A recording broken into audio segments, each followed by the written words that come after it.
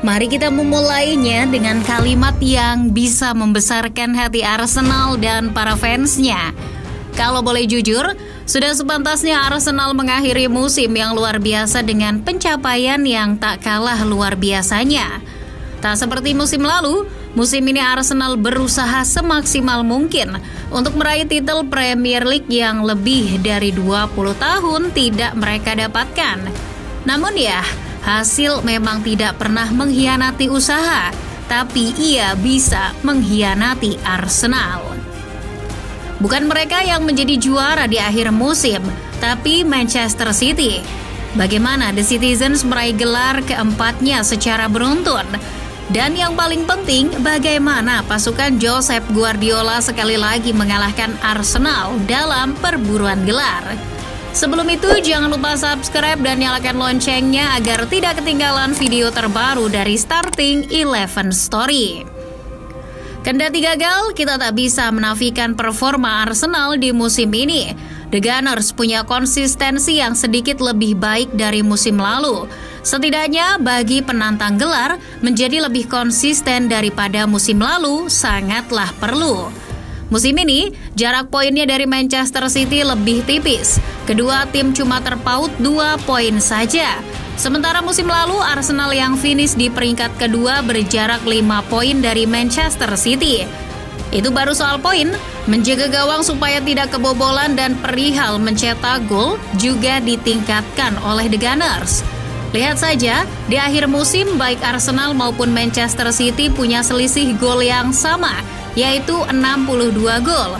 Musim lalu dari April hingga Mei, selain telan 3 kekalahan termasuk melawan Nottingham Forest, Arsenal juga gagal memenangkan laga melawan West Ham, Liverpool, dan Southampton.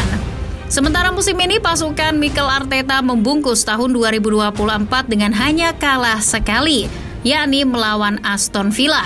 Anak asuh Mikel Arteta juga 2 kali membuat Manchester City tak bisa menang. 2 kali menghadapi Arsenal, City kalah sekali dan imbang 1 kali. Di lain tempat, Manchester City sebenarnya tidak terlalu superior sepanjang musim ini.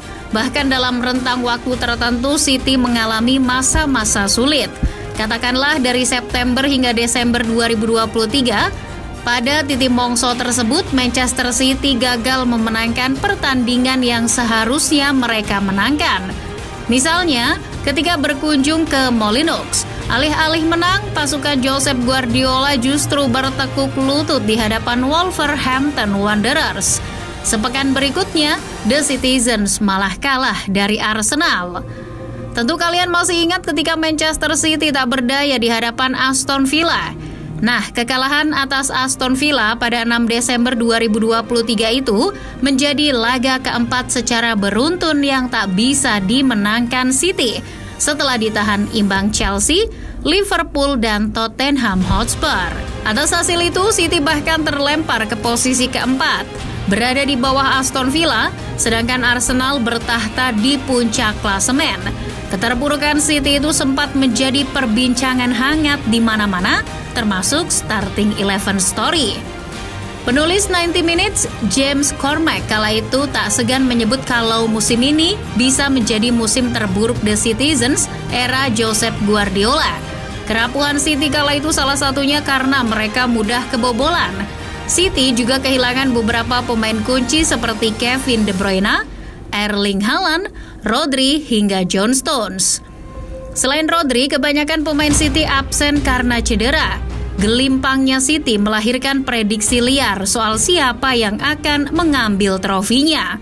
Arsenal, Liverpool, Tottenham Hotspur, bahkan Aston Villa disebut-sebut bisa merebut supremasi Manchester City. Namun apa yang terjadi? Mereka justru liut, tak terkecuali Arsenal. Meriam London tidak berhasil memanfaatkan momentum keterpurukan City untuk memastikan gelar lebih cepat. Padahal, musuh-musuh yang dihadapi Arsenal dalam rentang waktu saat City terpuruk tidaklah sulit. Paling cuma Liverpool yang berpotensi menghabisi mereka. Namun dasar Arsenal, daripada mengisi meriam dengan peluru besi, mereka malah mengisinya dengan bola karet.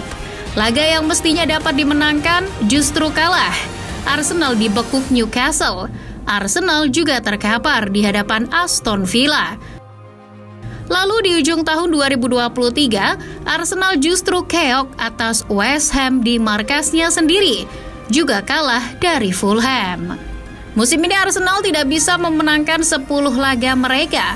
Rinciannya 5 kali remis dan 5 kali kalah. Nah, 8 dari 10 laga itu kinerja Arsenal sangat buruk.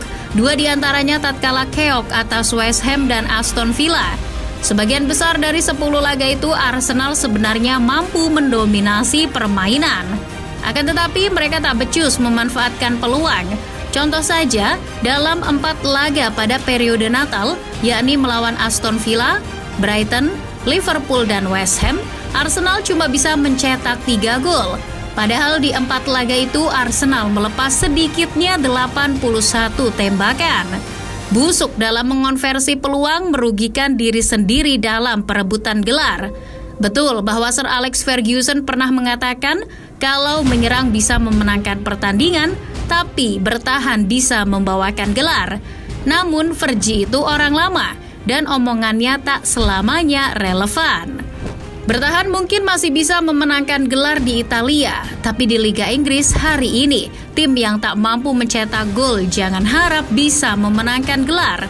Itulah kenapa Manchester City bisa memenangkan Premier League lagi. Mereka tak hanya fokus bertahan, tapi juga memburu gol.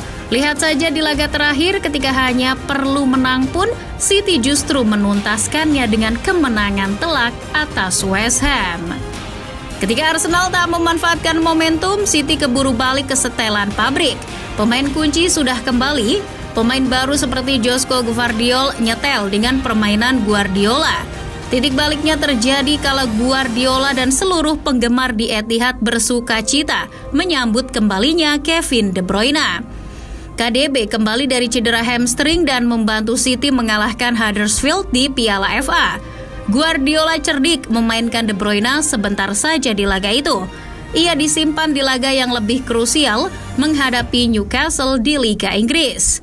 Tanggal 13 Januari 2024, City melawat ke Newcastle upon time. Pasukan Guardiola tertinggal 2-1 di babak pertama. Pada menit 70, De Bruyne yang sudah bagas waras dimainkan. Dan duar, ia mencetak gol penyama kedudukan. Jelang laga bubar, sang pemain lalu memberi assist kepada Oscar Bob untuk mencetak gol kemenangan The Citizens. Kemenangan atas The Magpies itu benar-benar titik balik kebangkitan City. Usai kemenangan itu, City tancap gas. Mereka tak menelan satupun kekalahan sampai musim tuntas. Sementara Arsenal malah kepleset dari Aston Villa. Kekalahan atas The Villains membuat Arsenal tertinggal dari City. Setelah kalah dari Villa, Arsenal cuma bisa berharap City kalah. Tapi mengharapkan City kalah seperti berharap UKT akan turun. Konon, tidak ada yang sudi bantu Arsenal mengalahkan City, sekalipun sesama tim London. Lagian fans Arsenal ini aneh, berharap kok sama Fulham, West Ham, dan Tottenham. Alih-alih menggeprek City, jelas mereka yang kena geprek. 9 kemenangan beruntun dari awal April 2024 membuat The Citizens akhirnya mengunci gelar Premier League. Ini sekali lagi adalah gelar keempat City secara beruntun. Dengan memenangkan 4 gelar beruntun, ini bisa jadi awal mula City mendominasi Premier League sebagaimana Bayern Munchen mendominasi Bundesliga. Sepanjang sejarah Bundesliga dari tahun 1963, tidak ada satupun tim yang juara 4 musim beruntun. Lalu hadirlah Bayern Munchen yang juara 4 musim beruntun sejak 2013 sampai 2016. Setelah itu mereka mendominasi dan baru patah di musim ke-12. Nah, di Premier League dari 1992 sama. Tidak ada satupun klub yang bisa juara dalam 4 musim beruntun. Sampai muncullah Manchester City. Mungkinkah ini adalah awal mula The Citizens mendominasi dalam 11 musim? Wallahu alam. By the way, selamat buat Manchester City dan para fansnya. Untuk Arsenal dan fansnya, jangan berkecil hati ya. Ingat kata-kata bijak ini. Semua akan indah, padahal tidak.